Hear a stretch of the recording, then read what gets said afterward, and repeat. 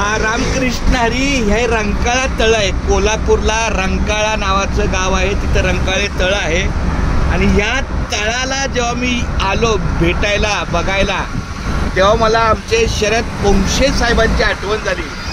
त्या शरद पोंक्षे साहेबांनी आपल्या मुलाला रंकातळ दाखवलं. त्यांनी मला वाटतं एवढा मोठा पाण्याचा प्रवाह, पाण्याचा परिसर पहिलीच वेळ मोठा बघितल्यामुळे त्या मुलाला असं कळलं की आपला पप्पा रंकातळाच्या एवढा मोठा आहे.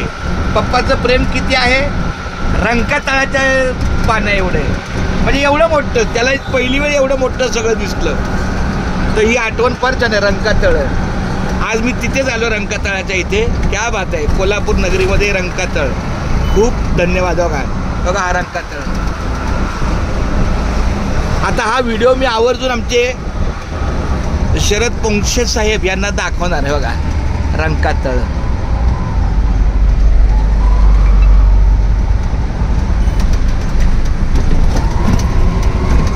खूप धन्यवाद शरद पोंक्षे साहेब, तुमचे धन्यवाद. तुमच्या मुलाला पण खूप छान गोड मुलगा.